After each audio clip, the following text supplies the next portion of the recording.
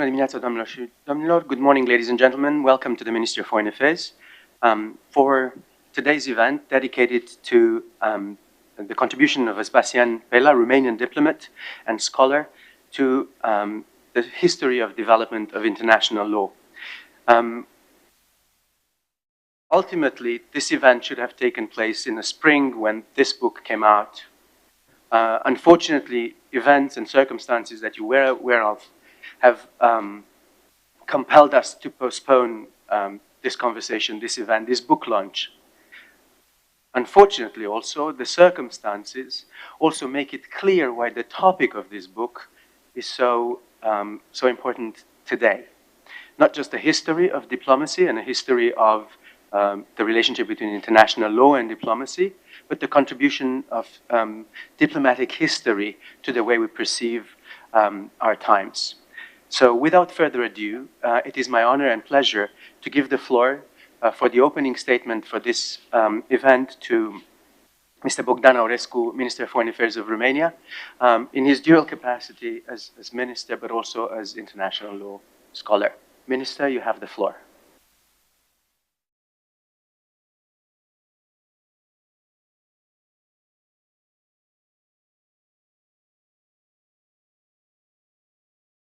Your Excellencies, ladies and gentlemen, it is for me a great honor and pleasure to welcome you here at the Ministry of Foreign Affairs for a very important event, which is also very close to my heart as a diplomat, but also as a professor of international law. I welcome the publication of the English edition of this valuable biographical work by Professor Aurora Ciucă, dedicated to the life and activity of Vespasian Pella, prestigious Romanian lawyer, scholar, diplomat, and professor. I confess that ever since I have seen the Romanian edition of this volume, I consider that it is highly important to have an English version as well, as this brings added value to the endeavors of the Romanian Ministry of Foreign Affairs to promote and increase accessibility to the legacy of some of the most emblematic diplomatic personalities who contributed to the formation and consolidation of our modern foreign policy. And I'm also very happy that this book is being published in a very symbolic year, as we celebrate in 2022 160 years since the modern Romanian Ministry of Foreign Affairs was founded. But also because this year marks the 125th commemoration of the birth and 70 years since the passing away of Vespasian Pella, whose lifelong legacy is more relevant today than ever. During these complex and difficult times, as the ones we are living today, marked by Russia's brutal, unprovoked, unjustified, illegal war of aggression against Ukraine, the importance of international law, of international rule of law, of the instruments of international law becomes more obvious than ever. International law is crucial and vital. And the personality of Vespasian Pella is central to our endeavors to reaffirm this importance. He had a modern, forward-thinking and sophisticated view of the world through the prism of international law. He was a pioneer and the founding father of the international criminal law, a sub-branch of international law. He was also a vocal and early advocate of the idea of establishing a permanent international criminal court. The creation of the International Criminal Court in 2002, following the entry into force of the Rome Statute, can also be considered as a direct result of the tireless work of Vespasian Pella, which was fueled by his belief that a world without impunity may be created through collective contribution and sound legal responsibility of states. A comparison with his landmark study of 1950 towards an international criminal court, which was published by the American Journal of International Law, with the current structure and way of functioning of the International Criminal Court in The Hague, shows that most of Pella's vision became reality. During the high-level week of the UN General Assembly of this year, I have participated in a series of important meetings, one of them a meeting of the UN Security Council to discuss the topic of justice and accountability regarding Ukraine. Romania's message at that meeting was loud and clear, and it was in line with the vision of Vespasian Pella. My message was that We have to make sure that justice is being served and accountability is pursued, that we cannot allow for the rules-based international order to be undermined. I underline that Romania is firm in its conviction that the principles of international law must be upheld, that all breach of international law must be sanctioned, that any illegal conduct in international affairs cannot be left without consequences by the international community as a whole. I reiterate the fact that the momentum for international law and international justice must be maintained. And we have to show efficiency in our actions to protect the integrity of fundamental norms and documents such as the UN Charter. Romania has a long-standing commitment to promote the respect for international law as a fundamental pillar of our foreign policy. Accountability is essential when dealing with what was happening in Ukraine, and it's happening right now to the Ukrainians. We are already engaged in demarches to hold Russia responsible for its wrongful and unlawful conduct. Based on our firm attachment for efficient multilateralism and respect for international law, Romania joined, as many of you know already, the proceedings initiated by Ukraine against Russia before the International Court of Justice in the case concerning allegations of genocide under the Convention on the Prevention and Punishment of the Crime of Genocide. Vespasian Pella was the main drafter of this convention. On September 13, Romania's declaration of intervention in this case was filed with the World Court, and I'm honored to serve as agent of Romania in this case. On September 16, Romania also submitted to the European Court of Human Rights the request for intervention concerning the case filed by Ukraine against Russia at the court on February 28, 2022. Romania was also one of the 43 states that referred the situation in Ukraine in March to the prosecutor of the International Criminal Court in order to facilitate the swift start of the investigation on war crimes, crimes against humanity, and the crimes of genocide committed in Ukraine during Russia's war of aggression. Romania is thus a strong supporter of the efforts to seek accountability for all serious crimes committed in Ukraine. This goes as well as far as the crime of aggression is concerned.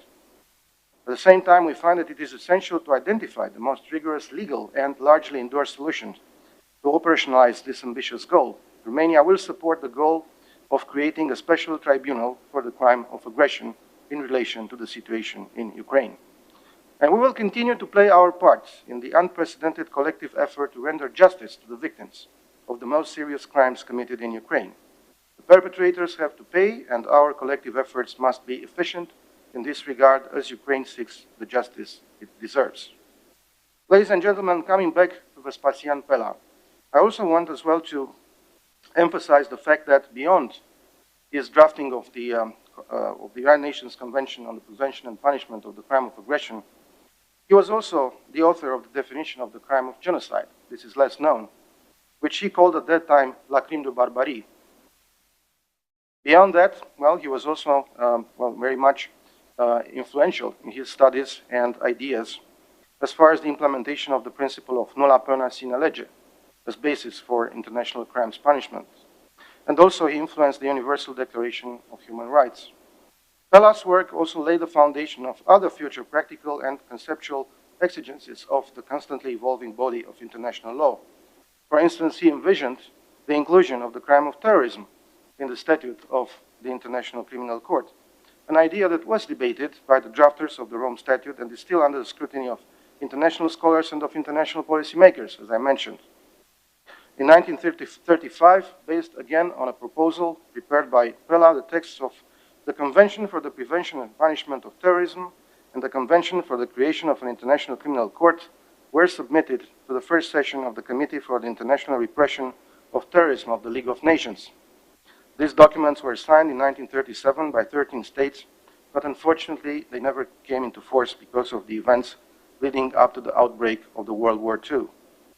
Over the years, the Romanian Ministry of Foreign Affairs has continuously supported researchers in bringing Pella's ideas to modern light and to promote his merits in the context of various events organized in Romania and abroad. In this context, I want to recall that in November 2020, it was my great honor to present in The Hague a donation on behalf of the Romanian government to the International Criminal Court, a painting by an American artist of Dutch origin, Dirk van Driest, depicting Vespasian Pella wearing the interwar Romanian diplomatic uniform of the Romanian heads of diplomatic missions, en grande tenue. Pella, indeed, was an outstanding diplomat and negotiator and an ambassador of Romania to The Hague and to Bern. This donation was the Romanian government's way of paying homage to an authentic personality of international value, giving this artwork to the very institution that he imagined and designed, even if he had not lived to see it at work. Dear participants, I warmly welcome once again the translation into English of the work of Professor Aurora Ciucă, which complements the endeavors of the Romanian Ministry of Foreign Affairs to promote the legacy of Vespasian Pella, enabling a broader access to his personality and work. Looking forward to the discussions that will follow, and I hope that Vespasian Pella will continue to be an inspiration to us all. Thank you so much.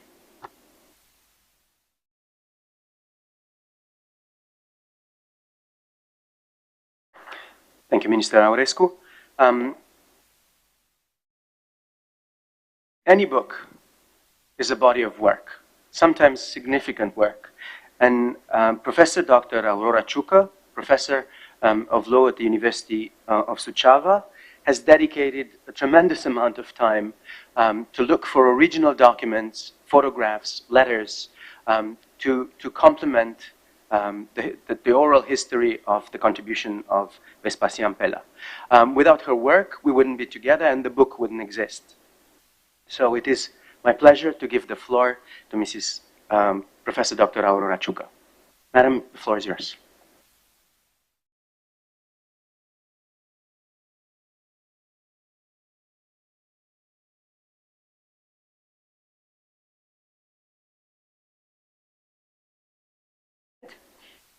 Marking 160 years of Romanian diplomacy, which gave us the opportunity to evoke the people whose names are forever linked to this field and who are real landmarks of our history. Vespasian V. Pella is far and wide known and appreciated. His portrait in the Great Gallery of Diplomacy gets more defined with every stroke added by the joyful discovery in dusty archives of documents, photographs, speeches, or scientific works he authored. This book is the result of such searches spanning on almost 2 years, which I dedicated to reconstructing Pella's part. I started, of course, in Iași, the city to which he moved from Râmnicu Sărat, with his family in 1909, when his father, a lawyer, politician, and a journalist, was appointed director of an important newspaper called Opinia. There he studied at the National High School, and then at the Faculty of Law. Right after his graduation in 1918, he joined the Iași Bar Association, and in 1920, he returned there after a brilliant doctorate in Paris that would forever link him to the French legal culture. For 15 years, he carried out an exceptional teaching activity at the Criminal Law and the Criminal Procedure Department of the Faculty of Law in Iași, always acknowledging his affiliation to that institution when going to major national and international events, such as proceedings in the Romanian Parliament or Legislative Council, the conferences of International Interparliamentary Union, activities at the League of Nations, at the International Association of Criminal Law, at the Society of Comparative Legislation, at the International Diplomatic Academy, at the General Society of Prisons, or at the American Society of International Law, as well as being a visiting professor at the Institut des Hautes Études Internationales in Paris. After each such occasion, the ovation Pella had received echoed for a long time. I then followed him in Bucharest, where in 1935 he transferred to the Faculty of Law, not in a common way, but for exceptional merits, at the request of his colleagues, more precisely at the request of the entire academic personnel, which at the time included great personalities of law, such as Mircea Giuvara, Paul Negulescu, J.J. Mironescu, Eugeniu Herovanu, Demetru Negulescu. On December 1st, 1933, Pella was appointed to the Ministry of Foreign Affairs as Minister Plenipotentiary Class II, a high diplomatic rank representing acknowledgement of his professional expertise. One can say that moment was the official recognition of a diplomat par excellence who had already proved in all international forums his qualities, who had always found the right words to present new proposals and to argue them brilliantly, who had combined elegantia iuris with a meaningful metaphor and the force of visionary ideas. Pella was Minister Plenipotentiary at the Romanian legation in The Hague between 1936 and 1939, at the Romanian legation in Bern between 1939 and 1948. He made history as Romania's delegate to the International Danube Commission, and he was one of two Romanian delegates, the other one being Nicolae Titulescu, to the 1936 Montreux Convention for the Review of the Regime of the Straits. At the end of the Second World War, he was one of the experts involved in the creation of the United Nations Organization. Then he was member of the group of experts who elaborated the draft of the Convention on Genocide together with Raphael Lemkin and his lifelong friend Donadieu de Vabre. Unfortunately, in 1948, he chose to settle abroad. While living in New York, he was an expert and consultant on international criminal law at the United Nations until the end of his short life in 1952. All these steps constitute an impressive cursus honorum included in the first part of the book and resulting from the documents attesting to this route. It is difficult for me to describe in words the emotions I experienced when discovering the first documents signed by Pella himself. Furthermore, these documents allowed me to correct some inaccuracies and to reconstitute every stage of his life and activity. Also in the first part of the book, the list of Pella's scientific papers and testimonies of their international reception are included. A brief calculation shows that from the time of his first book, Permitted Offenses, published in 1919, when Pella was not yet 22 years old, to his famous last study towards an international criminal court in 1950, over 3 decades of hard work had elapsed. His masterpiece remains La criminalité collective des États et le droit pénal de l'avenir. In English, it's the collective criminality of states and the criminal law of the future.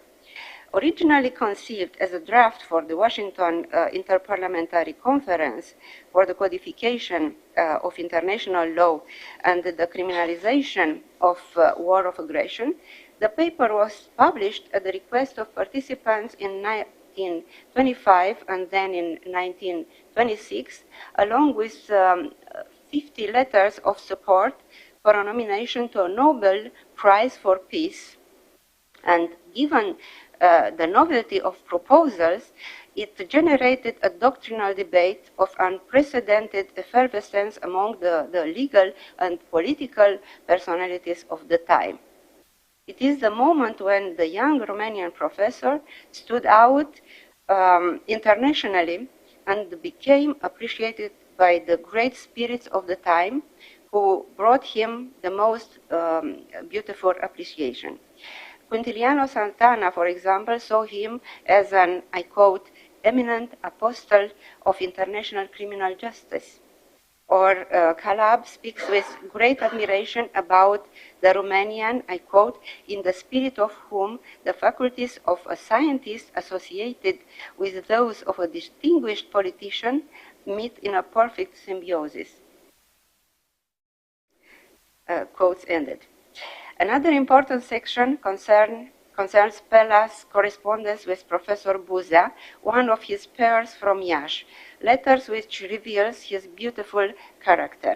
In fact, as all documents show that, in addition to his characteristic scientific rigor, Pella was disciplined and correct in his relationships with deans and rector offices.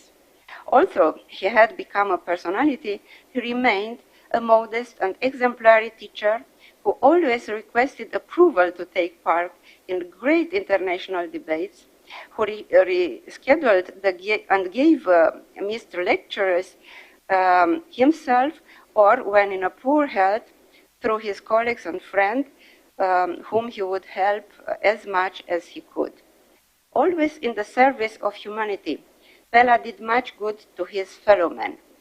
But as Professor Buzea, the French professor, remarked at the memorable ceremony of awarding the medal with his effigy, I quote, "Vespasian always forgets the services Pella did." Ended quote. The moment the medal was first awarded in 1938, on the 10th anniversary of the creation of the International Bureau for the Unification of Criminal Law, was a huge success. I was to hear the story of the medal 78 years after, told by Professor Ben Ferenc, a former prosecutor in Nuremberg and honorary member of our Vespasian Pella Association in Iași, who has joined us today to evoke Pella, the man who inspired him in career and life. Professor Ferenc, whose belief is law, not war, is the first recipient of this medal and one who put it into circulation. And I want to thank Professor Ferenc once again.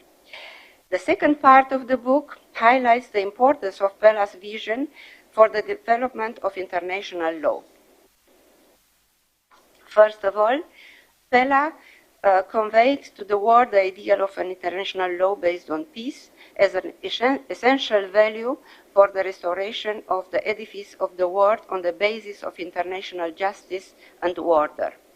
The conferences organized by the Interparliamentary Union between 1923 and 1937 on extremely important topics such as rights and obligations of states, security and disarmament, harmonization of national law with the new principles of international law, represented essential moments in affirmation of the Pellian ideas. Within the League of Nations, his name was connected with the proposal for the codification of international law, the unification of law, and the first attempt to adopt a convention to suppress terrorism. As a founding member in 1924 and then as a president of the International Association of Penal Law, he aimed to achieve a coherent criminal policy, the codification and the development of international criminal law.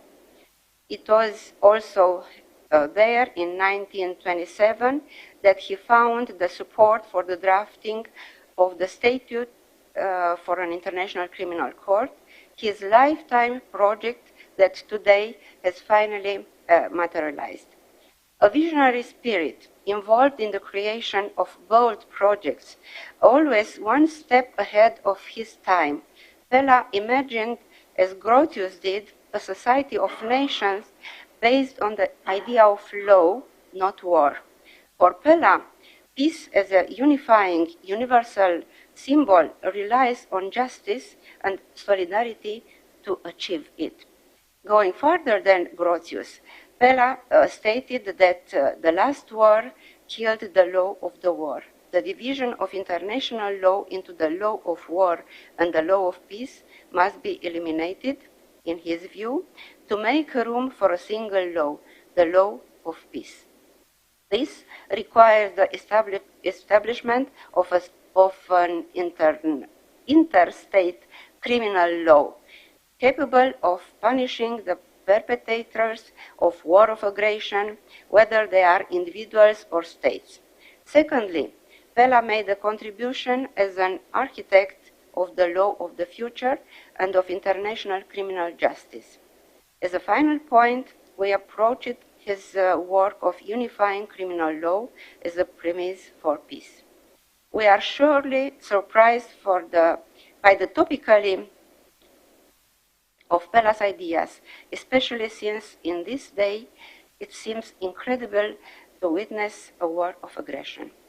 This is the reason why I believe it is our duty to preserve his ideas inspired by his courage to complete his work of consolidated the international law of peace.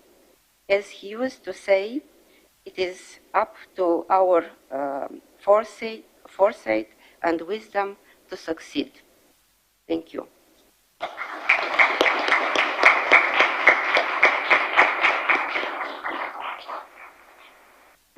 Thank you, Professor Ciucă. I remind the audience that at the end of our discussion of our event, books are available for you on the table on the left-hand side of the room. The work of professor and diplomat Vespasian Pella had context, and tragically so. It is the Second World War and the violence and destruction brought upon the world by the Second World War, but also the reality, the tragic reality of the Holocaust that accelerated some of the transformation of his ideas and his work into concrete institutions. So with that, it is my pleasure to invite Adrian Cioflâncă, director of the Wilhelm Filderman Center for the Study of Jewish History in Romania, to take the floor. Mr. Cioflâncă, the floor is yours. Thank you. So, as a historian, I came across the name of Vespasian Pella studying Holocaust-related massacres and mass graves resulted from the atrocities of the Second World War. And I surprisingly realized that his name is not known by most of the Romanian historians, and which are not aware of his contribution to the creation of the international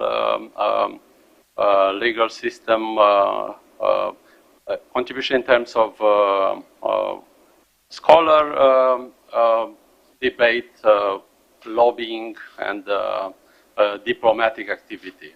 And taking a look on the books, I realized that a huge amount of work has been done in the last decades, with many of Pella's book being republished, re-edited, and with new research conducted by scholars in Romania and abroad. So the work of Mircea Duțu, Gheorghe Spârnea, Professor Aurora Ciucă here, and the wonderful work of Andrei Mamolea in the United States.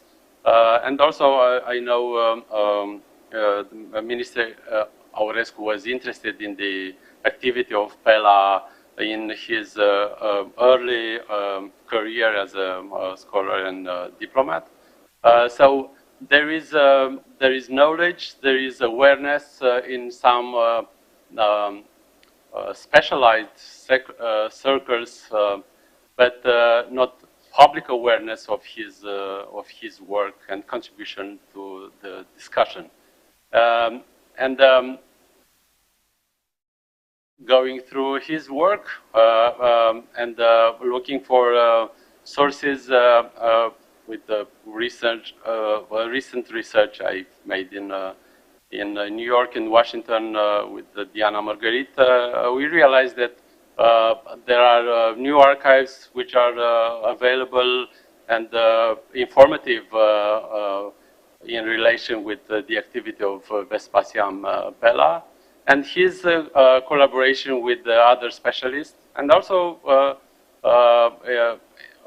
looking on the conflict he had with Raphael Lemkin in the late 40s and in the 50s, when he was, because he survived as a technocrat the governments of Romania in the interwar period, during the war, and several years after the war. He was accused by Lemkin of being a sort of opportunist collaborators of different types of regimes. But if we go and take a clear look at his work and his activity, we don't discover signs of compromise. We don't discover signs of any nationalist or extremist, let's say, failures in his thinking. We discover a very solid academic work, which was pretty rare in the interwar period in Romania. So it was not that common to have scientific activity at such a level, and his contribution is quite amazing. And when we sort the sources of inspiration for him, of course, we go to the atrocities of the First World War, which impacted the public life and the political life obviously in the 20s. With all the discussions and tentatives to prevent war of aggression and to prevent atrocities. So this is the start of the international discussion, as you all know, but his contribution was central. So when we look from the perspective of today, in which Raphael Lemkin plays a central figure, if we go to the documents and to the books in the interwar period, we discover other names, also with the Lemkin contribution, of course, but that was teamwork, and Pella played an important role in this work, in the conceptualization of the juridical language, in the promotion politically and diplomatically of important ideas, and in the creation of the legal system from which we benefit today. And besides the influence of the First World War, I would like to point to another source of inspiration, and which are the riots of the 20s. He witnessed in Romania as a scholar and as a student with anti-Semitic riots, different types of disturbances in Romanian universities, in Cluj, in Iași, in Bucharest, with assaults on Jewish neighborhoods and persons. And that is, I think that is the source and the inspiration for the two main concepts he uses at the beginning of his career, barbarity and vandalism. Terms which were also used by Lemkin before he invented the term genocide, and which were some of the main concepts used in the interwar period to designate this type of atrocity. And the influence comes from what he witnessed as a liberal, as a socialist. He was influenced by liberal, by Republican and socialist ideas. He was a Democrat, no doubt about that. And he had the eye and the concepts to see properly what was happening around him, in contrast to many scholars and in contrast to many Romanian politicians at that time. So he also pointed to the importance of propaganda, hate propaganda, and incitement to violence, which he considered important and which was included among the war crimes from the early stage of the debates. And in the end, as a legacy of his work and of other people we forgot today. So he contributed to the idea to punish atrocities, to punish leaders and perpetrators, main perpetrators, which was a new idea still in the 20s and the 30s. But also he paid a lot of attention to the idea of preventing aggressive war. So humanity has done a lot to the first chapter to punish atrocity. There is a lot of work to do, but even more work to do to accomplish the legacy of this important scholar is to do much work, more work on the field of preventing war and atrocities. So thank you.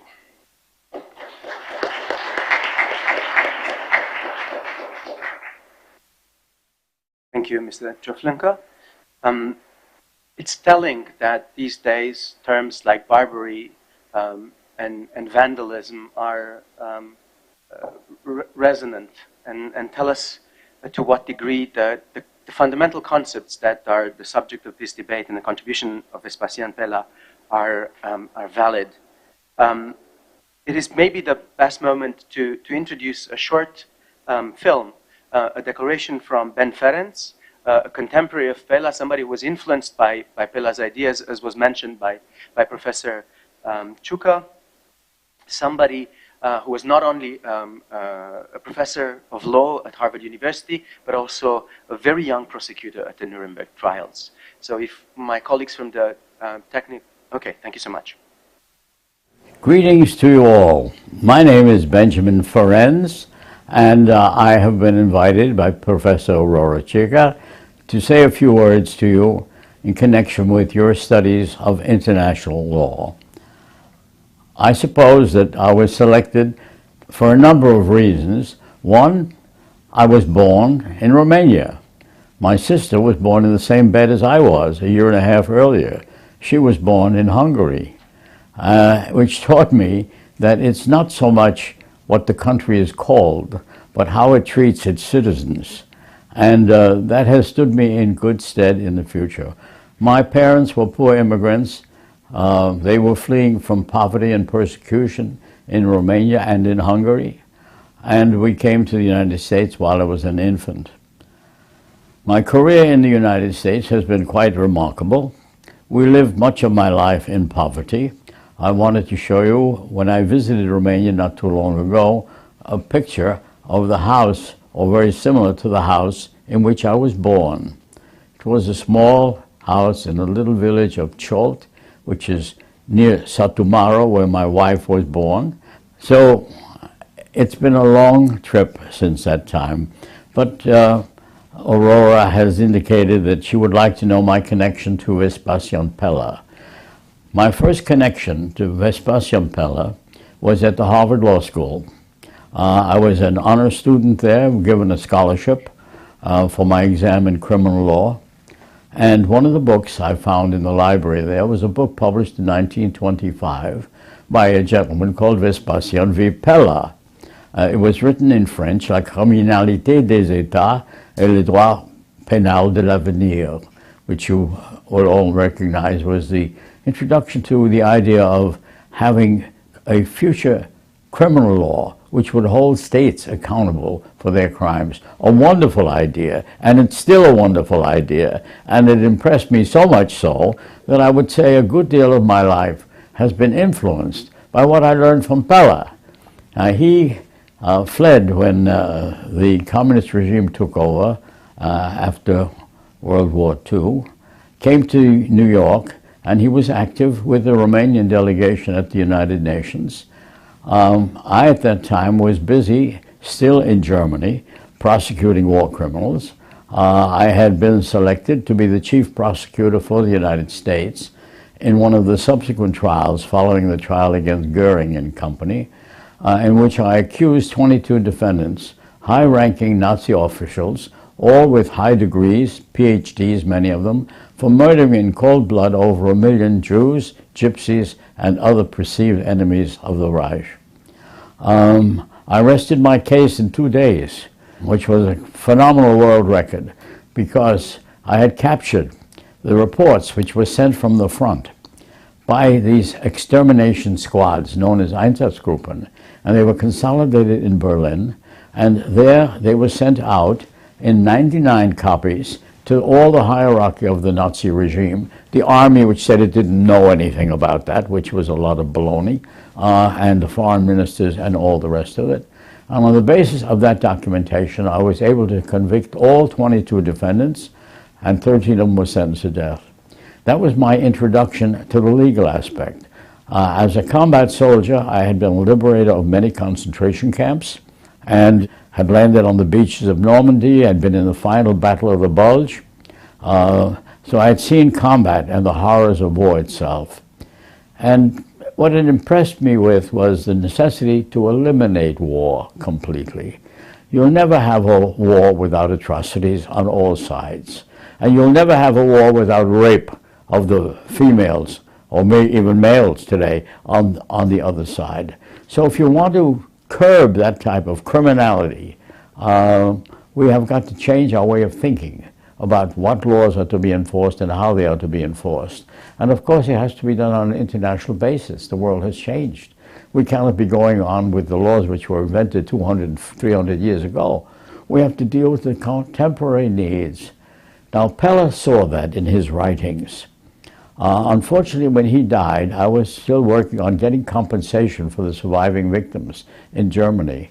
But I came to the United States shortly after that, and I met with Mrs. Pella. They had an apartment in New York near Fifth Avenue, near the Metropolitan Museum of Art, and I called upon her to pay my respects.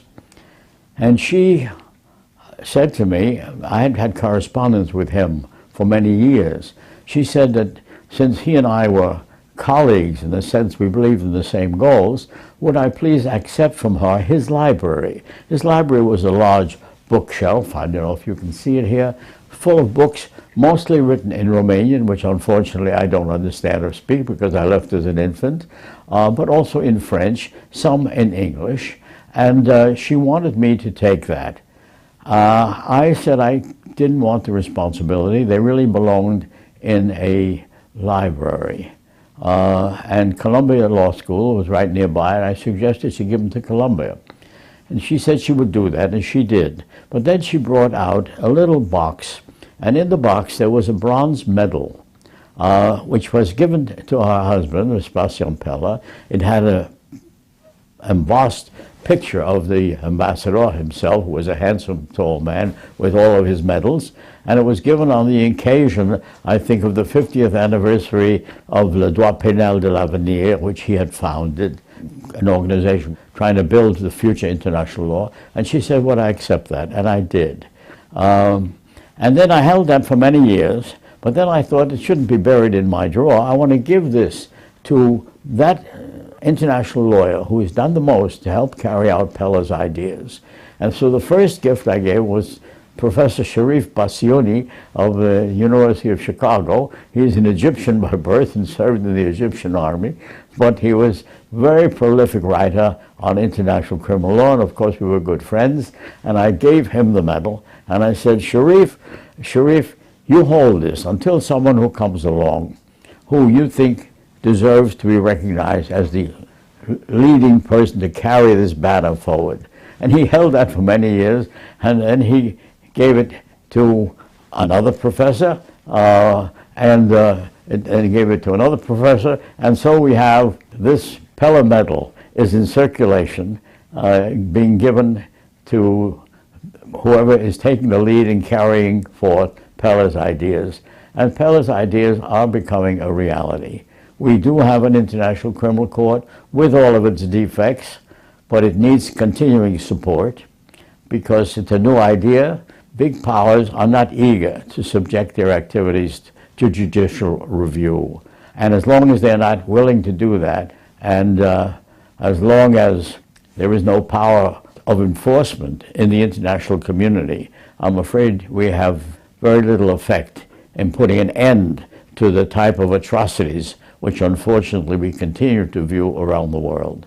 So Pella's contribution is there. It's there to be built upon. It's Romania's contribution to what we're trying to do. Romania has been very supportive of the International Criminal Court. Please convey my appreciation to the responsible Romanian officials. And I am hopeful that in due course, if we stay with it and never give up and recognize that law is always better than war, I'm sure we'll move to a more advanced and happier world than the one in which I was born in Romania.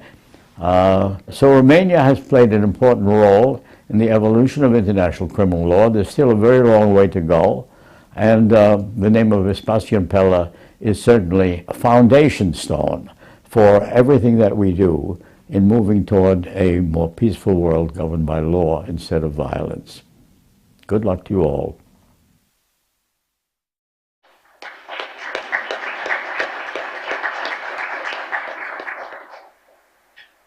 Well, Professor Ben Ferenc is impressive at that time. Still alive, at 102, and still active.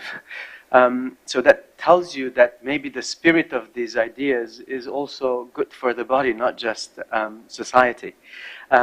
So with that, it is my pleasure to introduce the last speaker of this panel, and maybe we reserve a few minutes for discussion.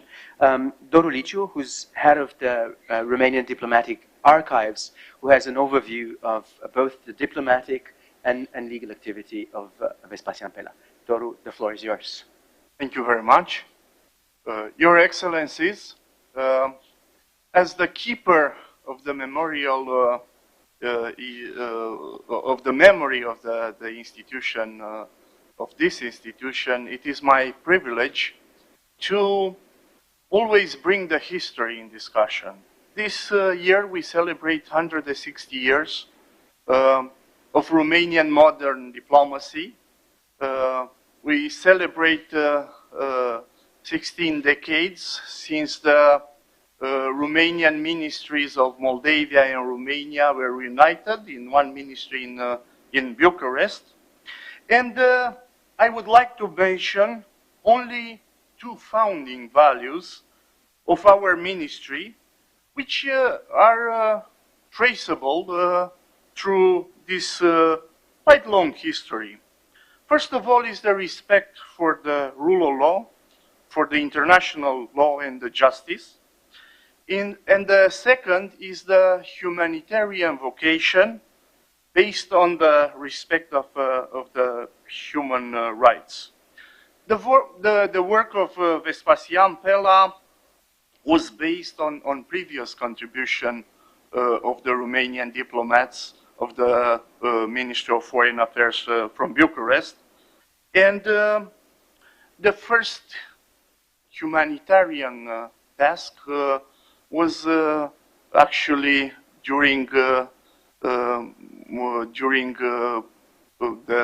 years of 1863, 1864, when the Polish refugees from the involved in the fighting for freedom against the Russian Empire during the January uprising were refugees in Romania, and the young Romanian diplomacy stood firm and protected those Polish refugees from the Russian, from the Tsarist authorities, which were looking to have them return in the Russian Empire and punished accordingly.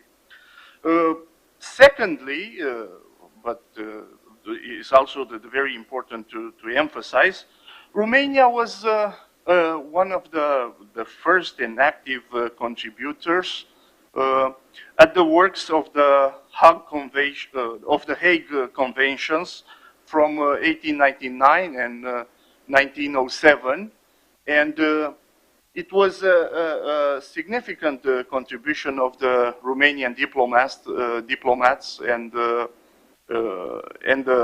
lawmakers to make sure that the laws of the peace and the laws of the war are respected, that the rights of the prisoners of war are respected.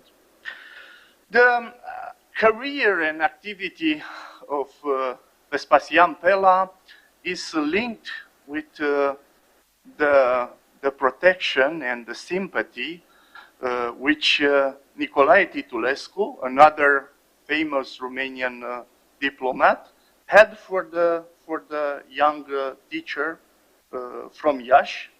Actually, in 1927, during the first mandate of Nicolae Titulescu as the Minister of Foreign Affairs, he created a new consultative body within the Romanian Ministry of Foreign Affairs, the Law Council, which was composed of 5 most reputed practitioners of law and theoreticians of law from Romania, university teachers, lawyers, former judges, which were consulted in each important matter regarding the international law and the activity in the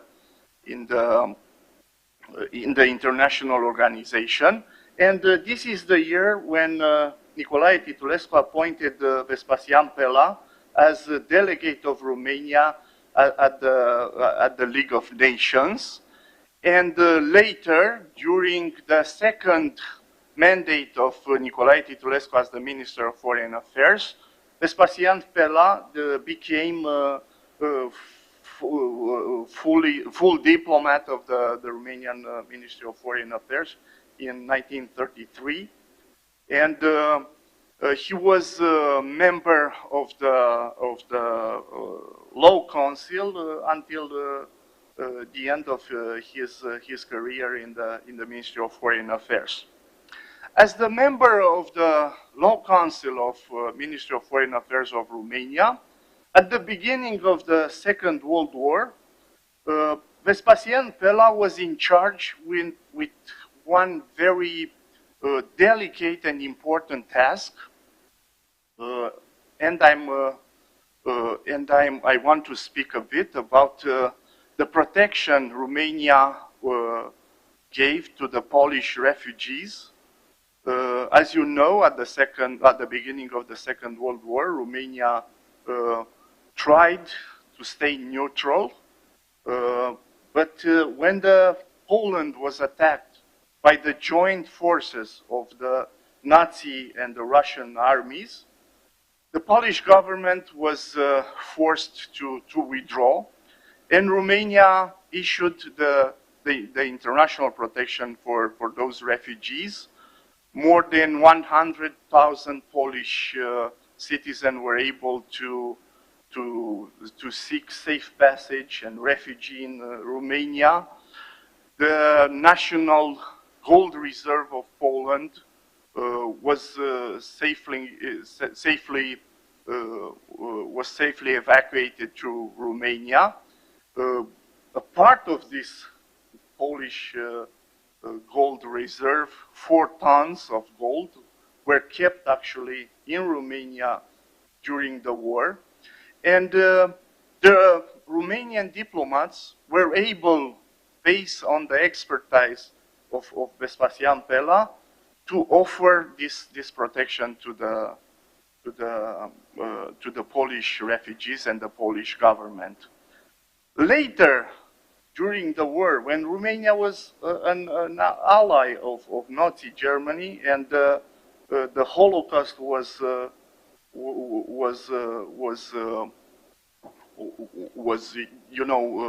spreading all over the Europe, based on the Vespasian Pella contribution, the Chilean legation in Bucharest was able to offer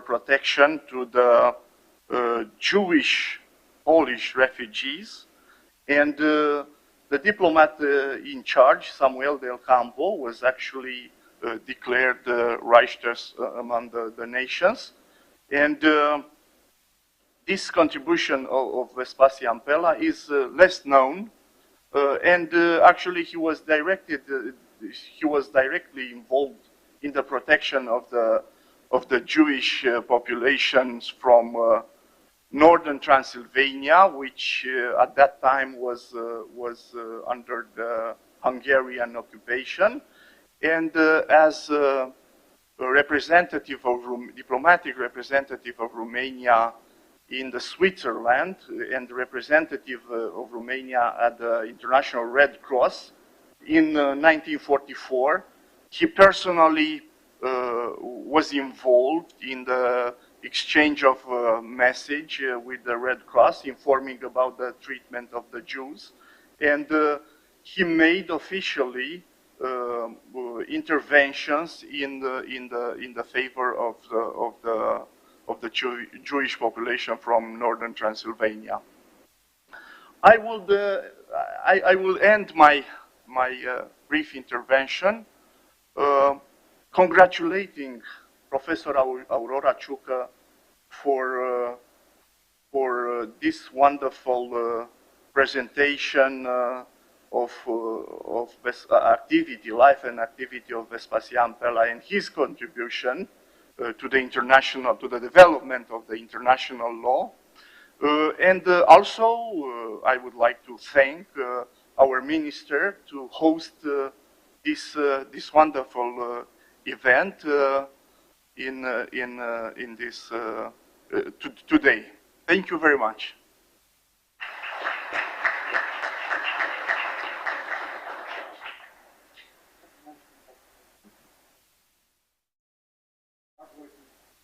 Got to tell you about the wonderful exhibition that the unit of diplomatic archives he's leading very skillfully has prepared, and you can see it outside in the hall, the entrance of this room.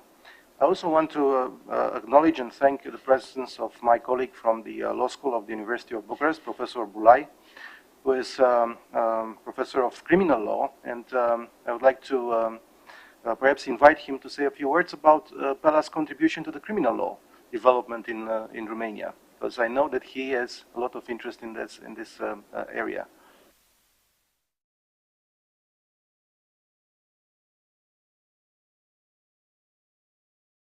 Thank you.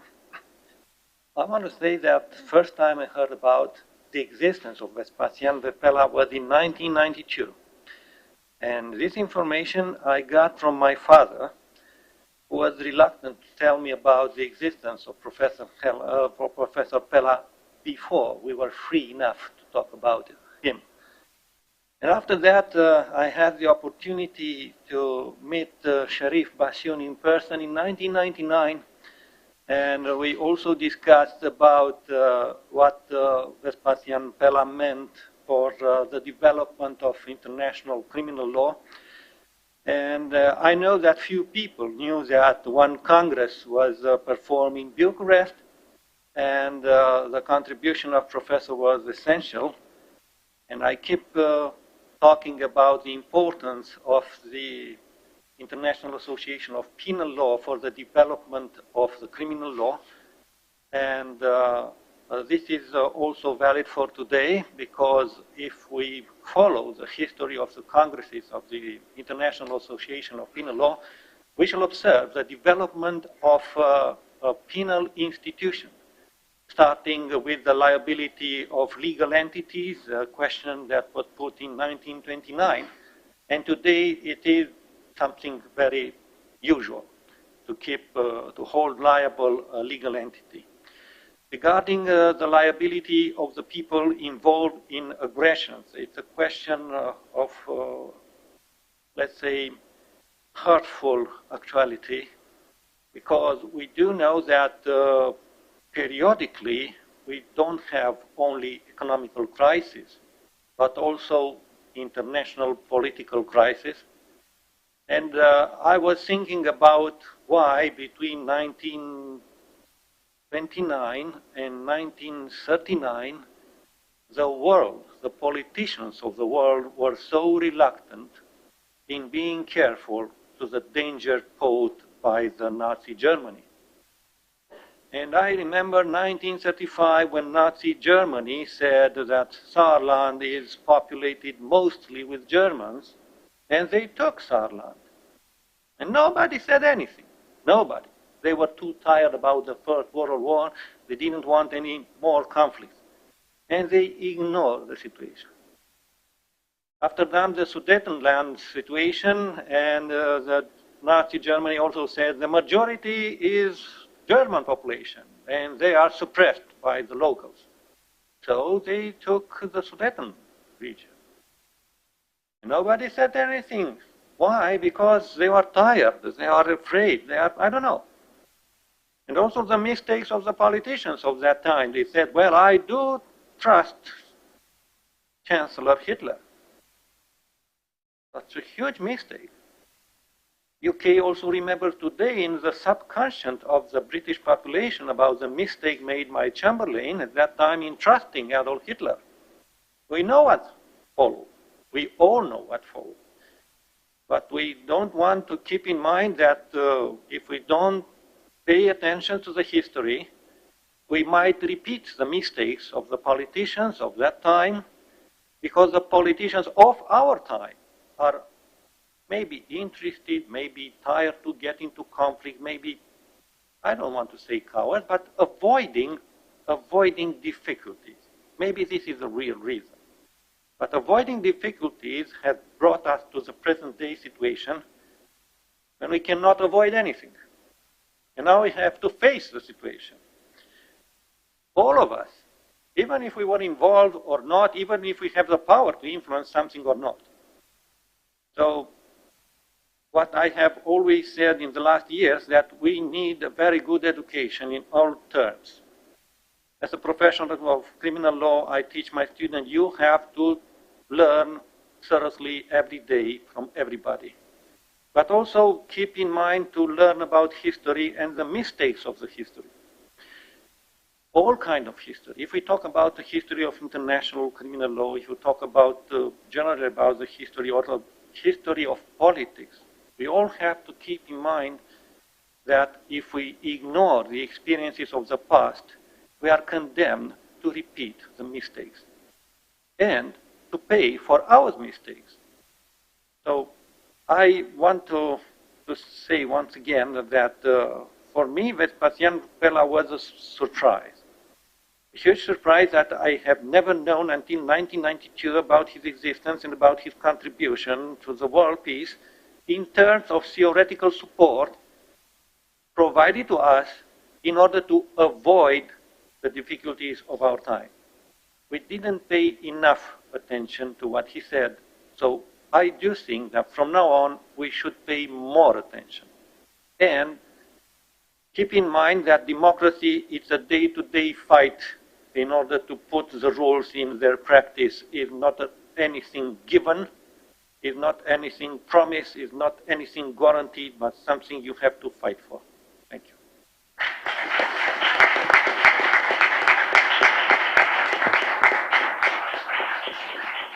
Thank you so much, Bogdan. Actually, I think now the international community is responding, and we are not ignoring anything. And the tough response of the international community, which is supporting the rules-based international order and international law, I think it's very clear and firm. And I think that this shows that we are determined to uphold what is important for all of us, the values of international law, the values of international rule of law. So, thank you so much for this very wonderful event. I'm afraid I have to leave because I have some other appointments. I just want to thank everybody who was here present, and also to the distinguished audience, the distinguished ambassadors, and members of the diplomatic corps accredited to Bucharest for their presence and for their interest. Thank you, Minister. With this, the event concludes, but we do have time for a chat, maybe around the book of Professor Auraciucă. Thank you, Minister. Thank you, panelists.